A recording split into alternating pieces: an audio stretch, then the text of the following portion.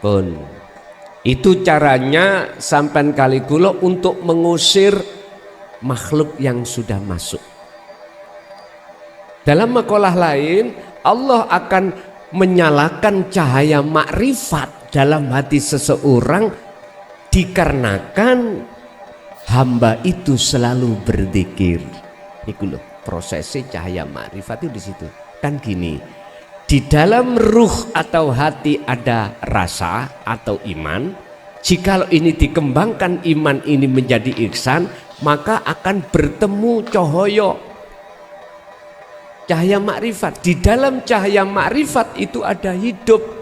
Itulah wujudnya Allah. Akan ketemu.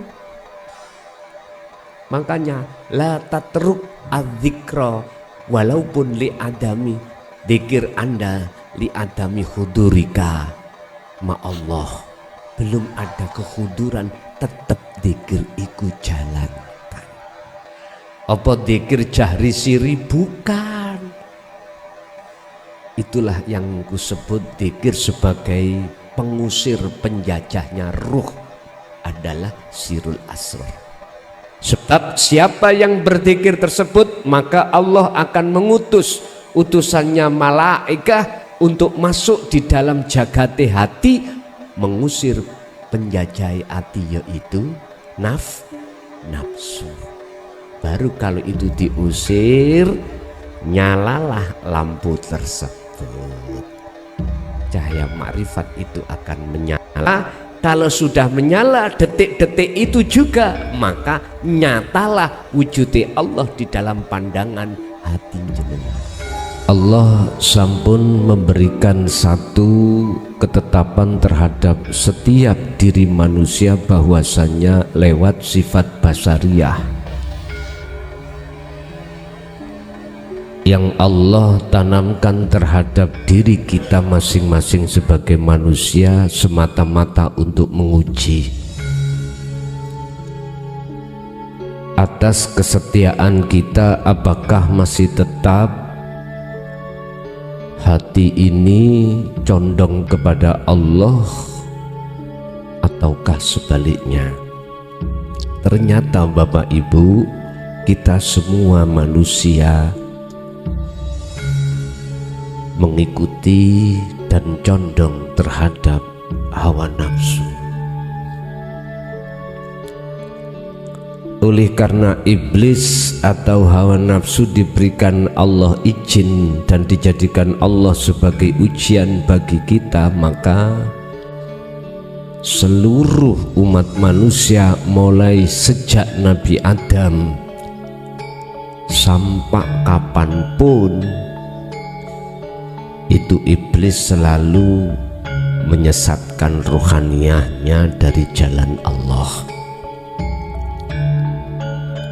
Illa ibadaka minhumul mukhlasin, hanya satu orang yang tidak akan pernah disesatkan Allah, disesatkan iblis, adalah hamba yang dipilih. Pertanyaannya, kapan di antara kita menjadi golongan yang dipilih oleh Allah? Kapan? Padahal kita semuanya mengalami penyesatan dari iblis itu sendiri. Allah juga tidak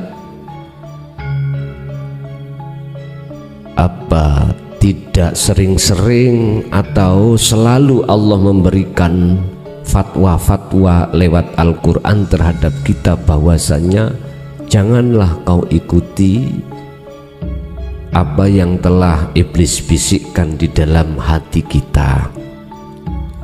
Cuman berhubung kita sendiri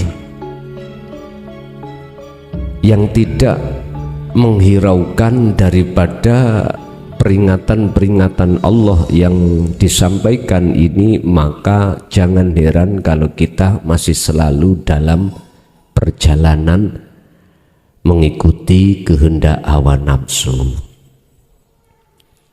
Oleh sebab itu Bapak Ibu, inilah yang akan menjadikan hati kita keruh, hati kita kotor, hati kita masih semakin jauh pada Allah, sehingga beliau Syekh Ibnu Athaillah menerangkan di dalam makalah ke-13 terkait apakah resiko hati yang keruh itu. Qala musannifu rahimahullah, kaifa khalikoyo opo yusroku bisa mencorong opo kolbun ati.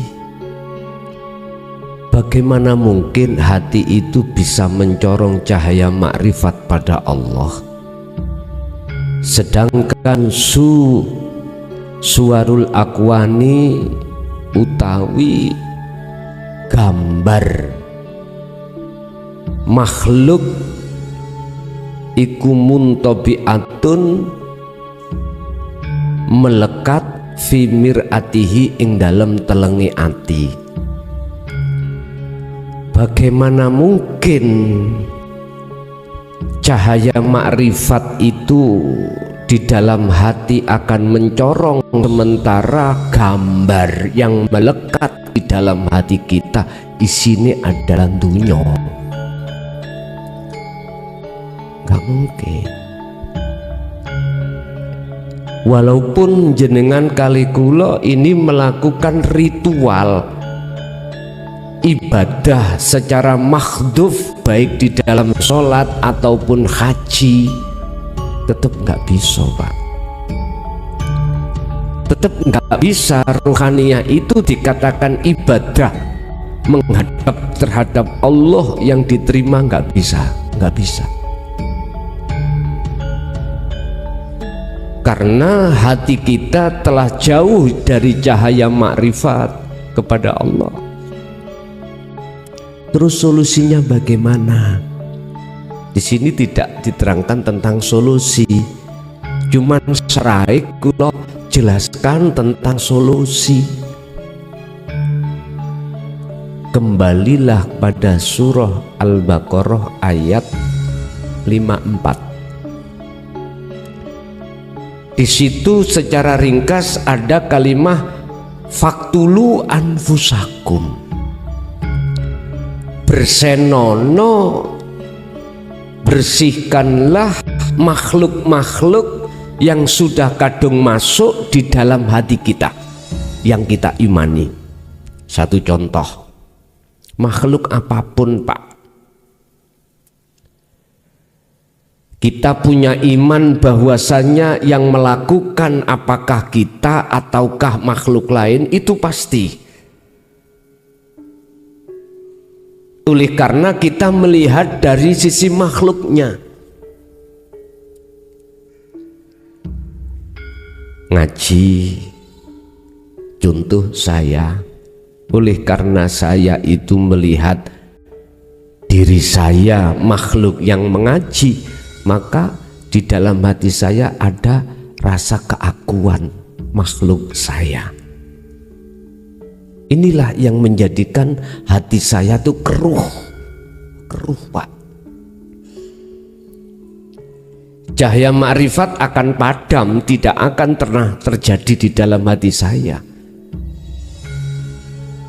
Terus bagaimana cara untuk menghilangkan kekeruhan ini? Isi makhluk suwarul akwan, gambar makhluk yang melekat di dalam hati kita.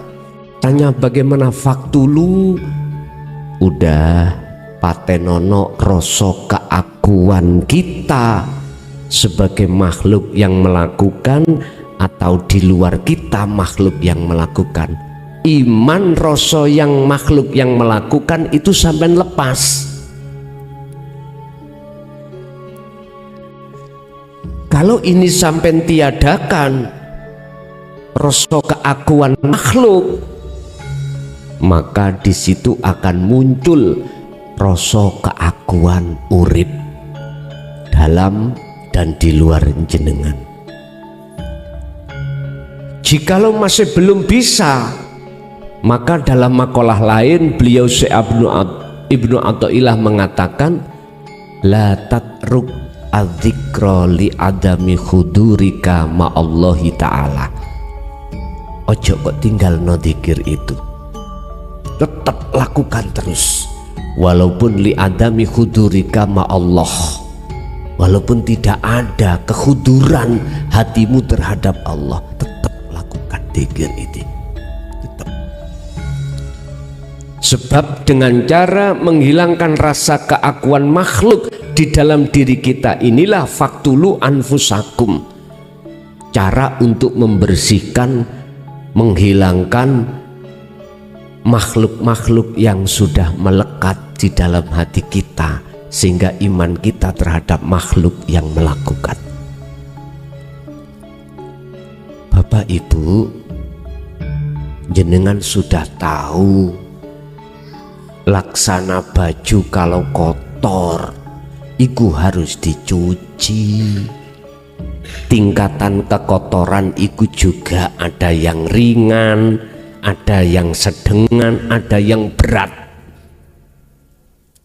tergantung kotoran yang melekat. Kotoran sing paling melekat, sing wangel iku garwa.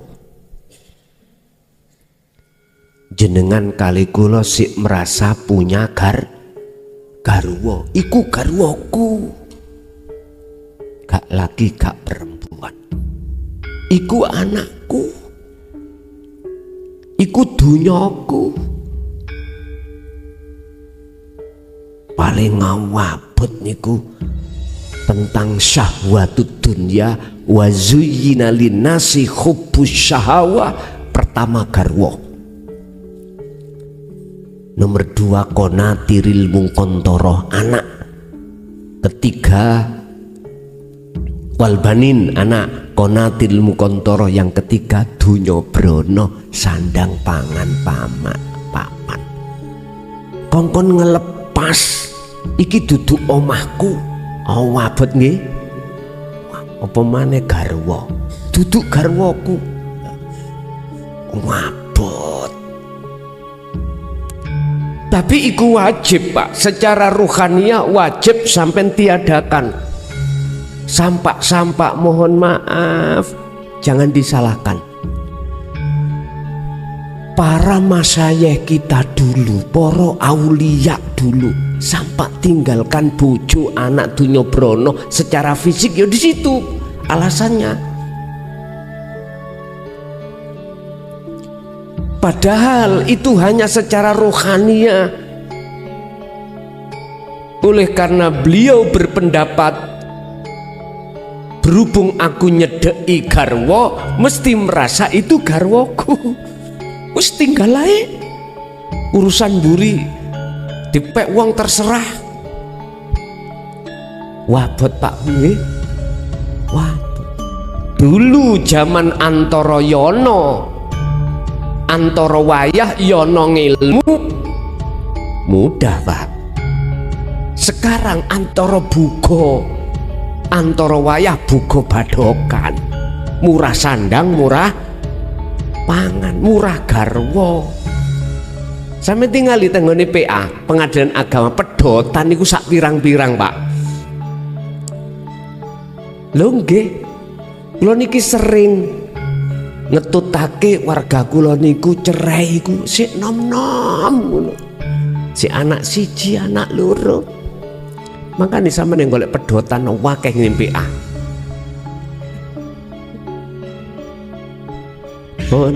Dulu para masyayikh, guru-guru kita akhirat, mengapa dia berani untuk meninggalkan semuanya? Mungkin nggih sampeyan kenal di Ngoro itu yang ada di mana itu Kandangan Gus Komari, sobone ana nggone kali ya. Tahu kenal nggih Gus Komari, nek wong Kediri paham Gus Komari.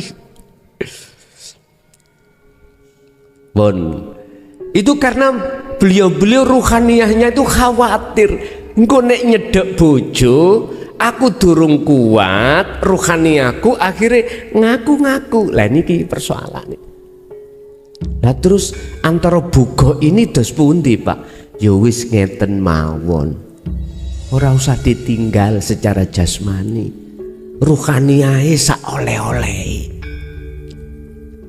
Bila sampai tinggal no tenan, gak usah metu teko maning kamar, gak usah metu lho ngoten mawon.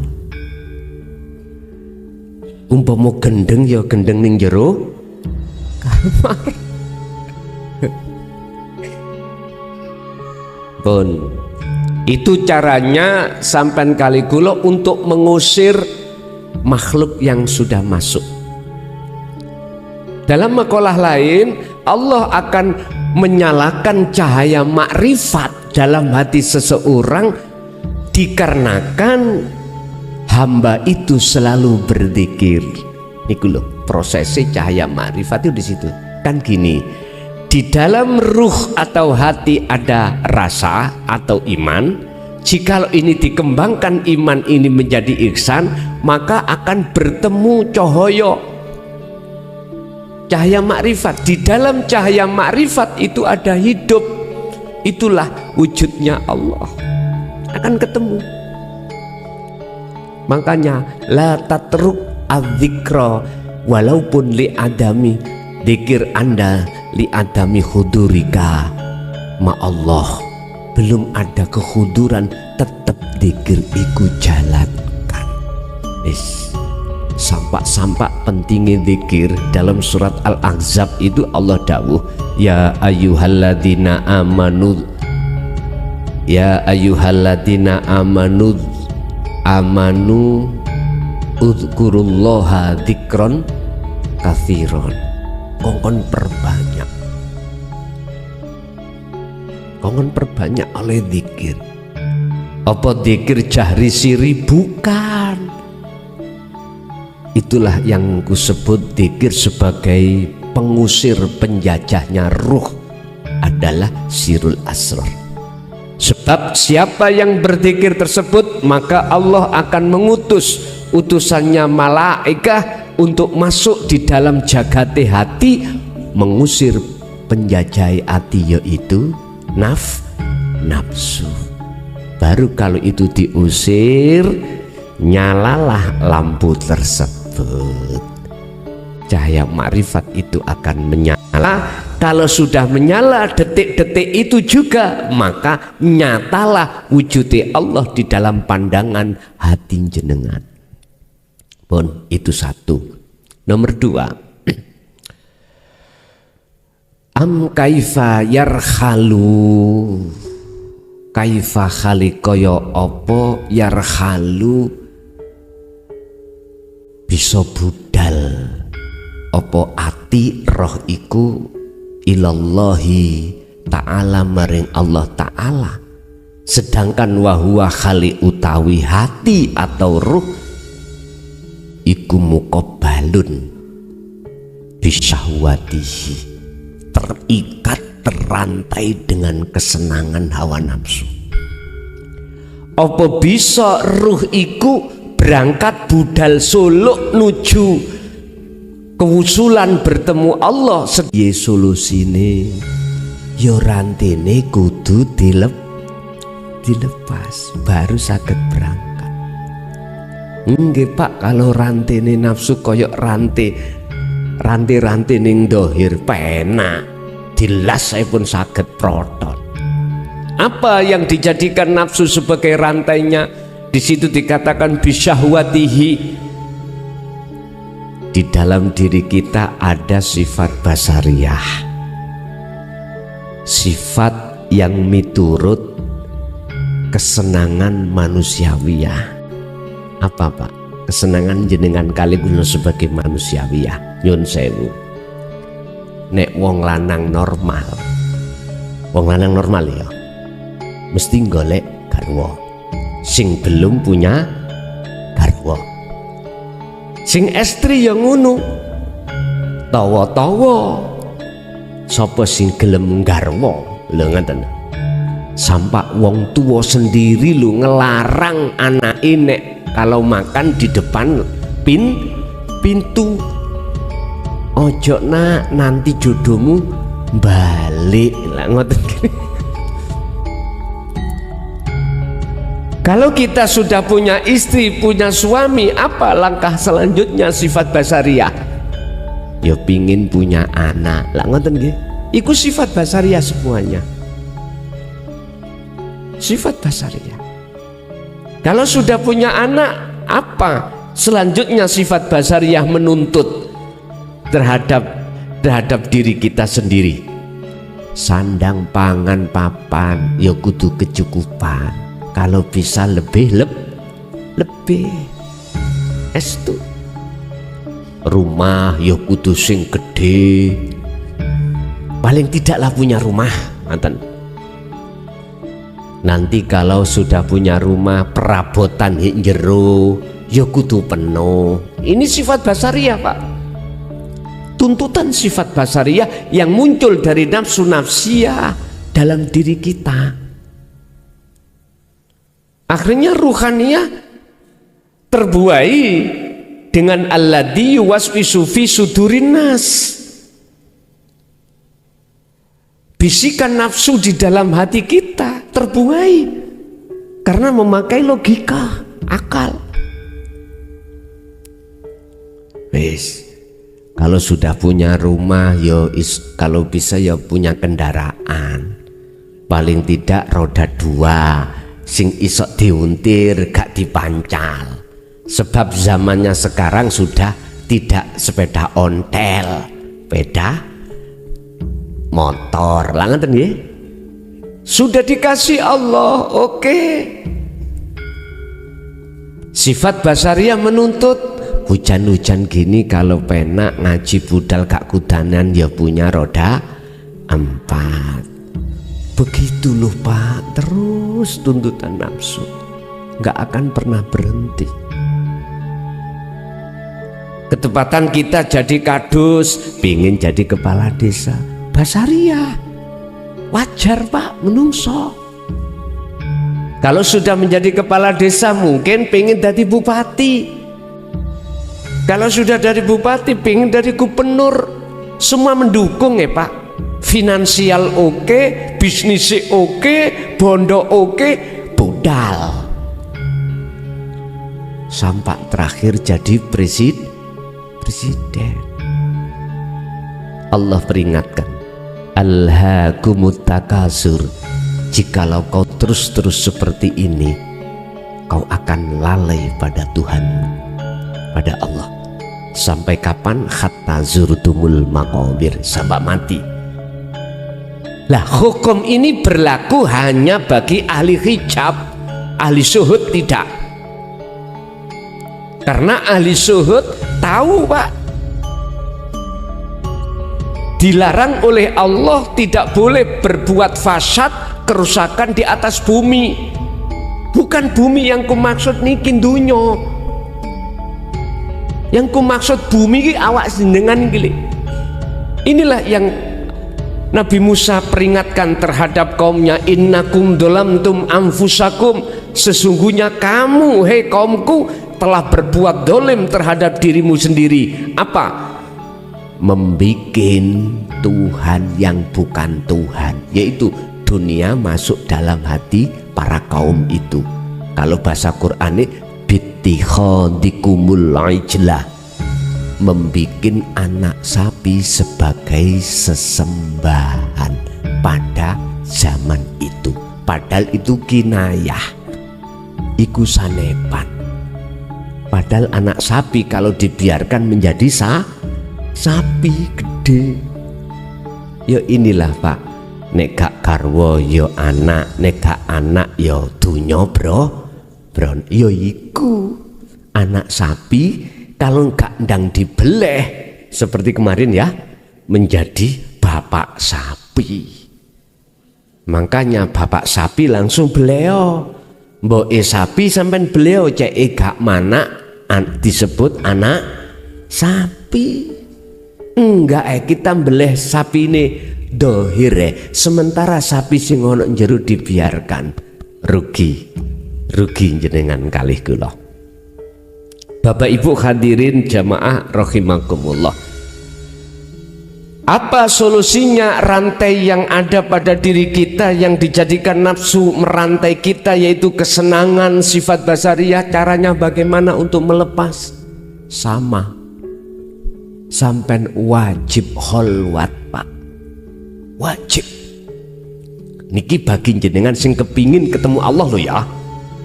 Sebab manusia sak jagat itu tidak ada yang mau ketemu Allah. Nggak ada umat Islam yang ingin ketemu Allah. Inginnya suka ketemu kesenangan dunia, kecuali mereka lah yang di dalam hatinya ini yarju liqa al-rabbihi, yang di dalam hatinya ada keinginan, harapan untuk bertemu Allah.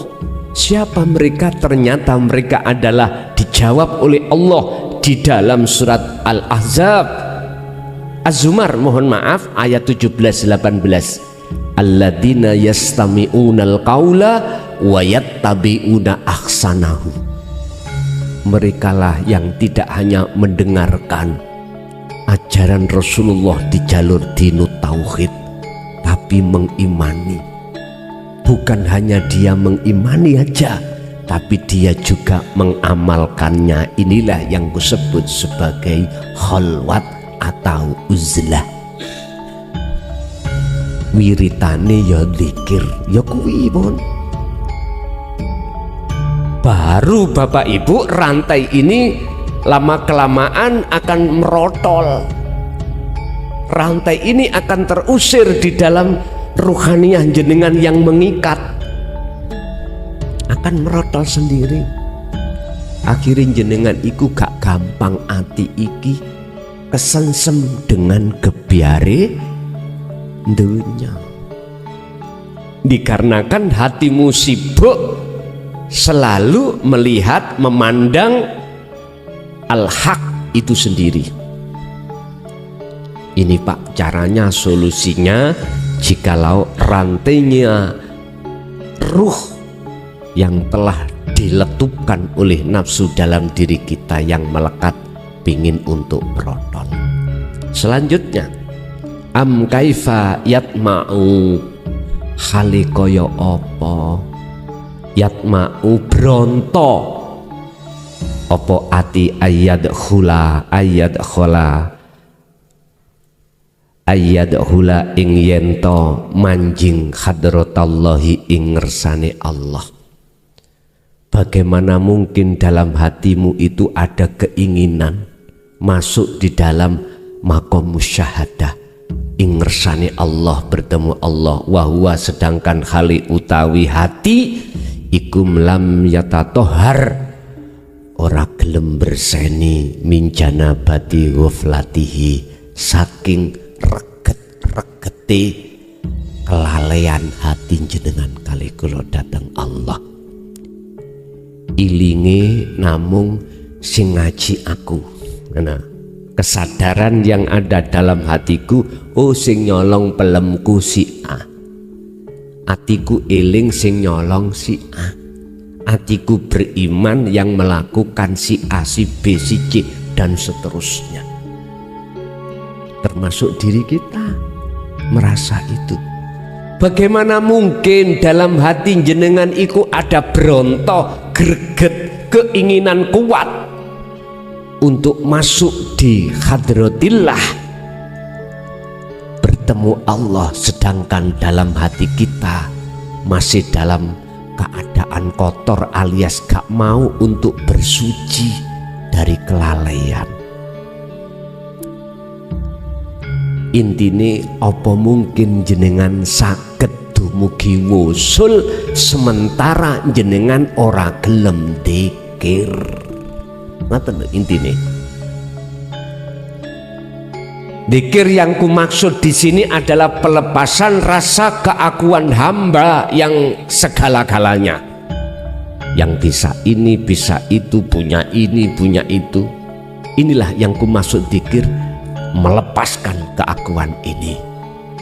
Bagaimana mungkin kita akan bisa sampai ke hadratillah lawang kita itu ingkar dari dzikir tersebut? Makanya saya katakan jenengan sing ono syariat dididik tauhid la ilaha illallah dengan wirid dzikir jahri, jenengan yang di thariqah dengan tauhid la ilaha illahua yang dididik dengan dzikir sirri. Apa bisa mungkin ke hadratillah suluk jenengan, sementara jikalau jenengan ini menolak sirul asrar? Boten saged. Sering saya katakan, saudaraku yang ada di syariat dan di thariqah, janganlah kau berhenti untuk dzikir selanjutnya yaitu sirul asr, sebab sampai berpuluh tahun pun saumur kau pun miturut sistem, jikalau dzikirmu cuman jahri siri nggak akan bisa sulukmu bisa wusul. Hadratillah niki Pak nyun sewu cara ngomong makom musyahadah. Jenengan kali kula tibone hanya di makom mukasyafah, sing syariat tibone ning makom muhadharah. Nyun sewu kula tulisi ben sing protes cek ning protes endi rek tulisane iki rek.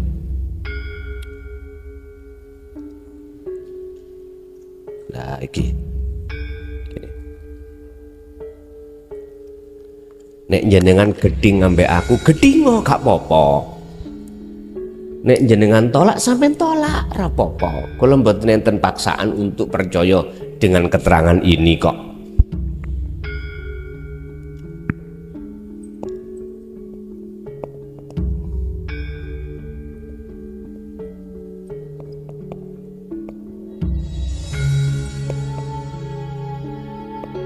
Pun Pak, ngene iki makom telu iku sing tinggoni menungso. Muhadharah ya ini alam kasunyatan Pak, alam fisik jasad-jasad ini. Lah mukasyafah adalah alam kebukae ghaib makhluk. Ghaib makhluk siapapun sing ghaib iku dibuka Allah. Jenengan kalau dzikirnya itu jahri tok, maka jenengan ge muter-muter nih muhadharah, selalu memakai akal. Kalau tidak masuk akal nggak akan percaya. Ini golongan kita yang ada di ya, kita akan ngunggul no nyun sewu perkara selain Allah. Oh, aku sukses sebab wirid aku iki. Aku diwenehi Gusti wirid bar subuh ngene kudu ngene supaya bisnisku lancar, jabat aku terus naik. Wis mesti ngunggul-ngunggulon iku, Pak. Kalau ini sampai biarkan Bapak Ibu, fi qulubihim maradun fazadahumullahu marada, Allah pasti akan memberikan penyakit di dalam hati kita semakin berat penyakit ini. Nggih. Padahal kita sadari atau tidak, apa yang kita bangga-banggakan selain Allah ini, jenengan ditinggalkan badan, ditinggalkan. Kita akan berpisah. Setinggi apapun jabatan jenengan pasti akan pisah. Sekaya pun dunia panjenengan pasti akan berpisah. Sebanyak apapun istrimu pasti akan berpisah. Ngono ae waktu sik enom gagah-gagahe wes sapa sira sapa ingsun ora ngerti. Bayu pun fi qulubihim maradun fazadahumullahu marada. Terus no tutuk no karepmu jari Gusti Allah, tapi ilingo kuwi di dalamnya itu penuh dengan siksaku yang tidak kau ketahui, sehingga suksesmu itu kujadikan sebagai istidratku, pengluluku terhadap dirimu, tapi kau tidak sadar.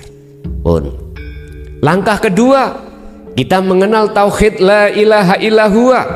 Kita yang ada di thariqah diajarkan dzikir sirri.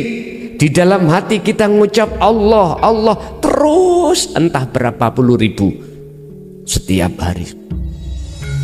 Ini Pak bahayanya jikalau tidak jenengan sertai sirul asror. Jeduke jenengan pol-polane ning makom mukasyafah kekancan sampai adalah gaib makhluk. Bisa muncul karomah dari cahaya, bisa muncul karomah dari nar, api, tergantung ilmu sing sampean lakoni. Geni ambek sentolop iku iso dibuat dijadikan mencari ayam yang hilang. Ya, mungkin jenengan dulu pernah ada istilah ilmu putih, ilmu hitam lah ngana. Dengan ilmu hitam jenengan iku bisa mendatangkan nar, apa cahaya yang ditimbulkan dari api. Ada tamu pitike ilang didelok saged padang, oh si A si nyolong. Ilmu putih berarti malaikat. Jenengan ono tamu nyun sewu, bojoku iki selingkuh maneh apa gak? Tahu? Iya, kalih tiang pundi, kalih tiang mriko lho pundi, tiang kencong. Omahe ngadep ngidul, rambutnya rada dawa dedek. Nggih ketinggal gambar ngoten niku. Jek goleki dompete ilang, nyun sewu Pak. Dompetku isine surat-surat penting niki Pak, wonten pundi? Oh digawa wong kae, mang ceblok digawa wong kae wis paranono nang omahe. Ana tamu teka, nyun sewu lho ya, nyun sewu, duwe masalah. Masalahe gara-gara bapak iki mang selingkuh, bojone njaluk pegat gak gelem disopo. Jangankan disopo, dijak kelone gak gelem, mingkur minggat nang wong tuwane. Terus datang arepe ngomong langsung dilokno, raimu koyok bedes. Bojone wong kok gagahi. Kaget mboten jenengan? Loh, Mbah Yai durung tak omongi kok pun semerap. Lah ngeten nggih. Mesti umumnya sampai nuduh iku wali. Nggih mboten? Tolong tak klarifikasi, apa sih wali? Jamak dari aulia, artinya kekasih Allah. Ciri kekasih Allah iku mboten teng mriku. Kembalilah ning Quran. Ala inna aulia Allah la khaufun alaihim walahum yahzanun. Memang ada kekasih Allah itu yang dibonusi karomah, wonten ada yang tidak Pak. Artinya karomah kasyaf itu tidak dijadikan sebagai tanda dari kewalian seseorang pada Allah, tidak bisa, niku batal. Estu utange akeh moro Mbah Yai, estu kula niki berutang boten saged mantuk, tolong sampeyan dudono nomor sok Rebu ngarep. Misale menut angger akhirnya diterawang kali Mbah Yai mang, wis kuwi aja mulih-mulih ya. Saiki dina apa? Saiki dina Selasa, meni Rebu. Rebu meni ae mulia, saiki bengi ana kene bersenono WC-ku, bersenono ngarepe omahku. Lah mergae ning kono wis beliaunya sudah diketahukan oleh Allah. Akhirnya pinter oleh ngerames nomor WC piro ya. Hati kitabe dibuka nggih. Ketemu Pak, piro WC ku. Wis. Terus iki aku kok kon bersih-bersih ning lahane Mbah Yai yo. Dibersihke. Njukuk sapu. Sapu nomor piro ya? Lungutan kok ya pas Gusti Allah ngijabahi gitu ya Pak ya. Heeh. Cocok. Loh, mesti jenengan mastani, wah iki waline Allah. Ngerti sadurunge terjadi. Maneh karomah lagi. Jenengan iki dolanan kliwar-kliwure malaikat alam malakut tanpa estu. Malaikat Israel kare mau njukuk bebek nih. Kate nanti bebekmu meneh jam 10 tak jupuk. Oh ngono ah. Ya wis ketemu ditakoki ndi Mam. Bibi dikandani, "Bek, sampean meneh gak ono, Bek." Eblas ae. Aku sik ketok sehat ngene kok. Anake dikandani, "Bebekmu meneh dijupuk Gusti Allah jam 10." Wow, sampai niku disiki kersa. Lah ngeten nggih. Ndelalah nggih, Pak. Akhirnya jawaban sampean ya apa? Nuduh jenengan sebagai kiai ini mang waline Allah. Loh, niki jalur-jalur kasaf, Pak. Jenengan nyun sewu salat sak wirid sak wirid apapun niku jagongane kali Nabi Khidir, Nabi Ilyas, wis macem-macem. Ya Allah, niku lak makhluk sedaya toh, makhluk. Niki bahaya kanggo jenengan manakala jenengan belum dititah luhuri diizini Allah membawa dzikir sirul asrar. Niki akan menjerat jenengan kali kula. Terjerat jenengan. Makanya saya sering katakan, saudaraku yang ada di syariat ataupun di thariqah pada umumnya, lekaslah sertakan dzikirmu itu dengan sirul asrar. Jari harus bersirul asrar, siri harus bersirul asrar. Percaya gak percaya saenake udelmu, aku gak ngongkon percaya. Buktikan kalau tidak percaya silahkan. Berpuluh tahun jenengan iki mau berzikir 1 dan 2 3 belum, aku yakin tidak akan pernah bisa wusul. Ingat, Syekh Ibnu Athaillah gak ngawur, Pak. Ngarang makalah iki mboten ngawur, mesti beliau itu berdasarkan ijtihad. Cuman tidak diketahui oleh ulama-ulama syariah atau thariqah, enggak diketahui. Ijtihad beliau itu lewat kholwat. Akhirnya Allah membimbing langsung terhadap beliaunya, muncullah makalah. Nggak bisa kita sampai ke hadratillah, masuk di dalam maqam musyahadah selama kita itu tidak membawa kunci di maqam musyahadah. Kuncinya adalah sirul asr, muncul dari la ilaha illa anta. Baru nanti bisa ke musyahadah. Kalau musyahadah muncullah la ilaha illa ana. Wis, yo ingsun Allah itu nantinya. Percaya gak percaya monggo kersa. Saya cuman menerangkan dari syarah makalah Syekh Ibnu Athaillah ke-13 ini terkait hati yang keruh. Gak bisa, Pak. Mengapa saya berani mengatakan gak bisa? Mohon maaf, saya juga puluhan tahun, Pak, berzikir jari ora iso opo-opo. Akhirnya jatuh dadi karomah rambut cek pantas didawakni sak bokong. Bayu ben dadi dukun ku cokcer. Tamu teko tak uyuwi. Ngono ku ya gak bales ya kan. Katanya wedi kualat. Padahal ya padha makhluke luar biasa. Nyun sewu. Umat manusia, khususnya umat Islam masih kedoktrin tentang masalah ini, Pak. Kedogma masalah hal ini.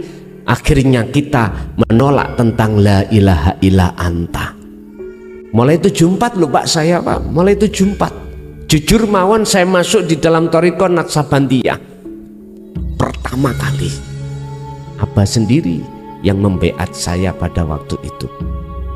Nggih mohon maaf, nggih termasuk Gus Komari ku santrine Abah biyen niku. Milih Majedubun, kula mboten milih Wasilun. Monggo kersa. Pun. Selanjutnya kaifa yarju ayyafhamaha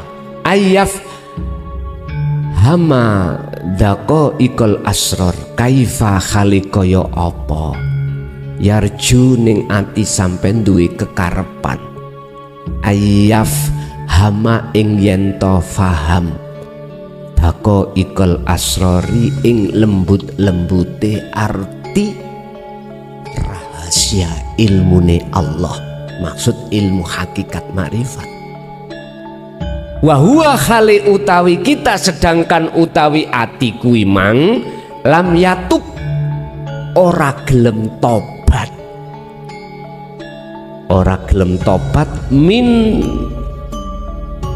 hafawatihi saking kelalaiane ati. Bagaimana mungkin jenengan akan paham permakolah ya, ilmu-ilmu rahasiane siri Allah, wong sedangkan kita itu dalam hati gelem tobat masalah lali nang Allah. Boten mungkin. Bagaimana mungkin jenengan akan dipahamkan oleh Allah tentang ilmu sir-sir lembute rahasiane Allah. Lah wong sementara jenengan kali kula gelem boten purun tobat sangka dene lali sangka Gusti Allah. Bagaimana mungkin kita akan bisa paham tentang ilmu hakikat makrifat Allah sementara kita itu tidak mau untuk menghilangkan keluar dari rasa lalai terhadap Allah? Nggak mungkin Pak. Mestinya kita itu harus prosesnya hilangkan dulu rasa kelalaian hati kita dari Allah. Kita lalai dari Allah itu karena ada muncul rasa keakuan diri makhluk yang memenuhi dalam hati kita Pak. Ini kudu dibersihkan dulu.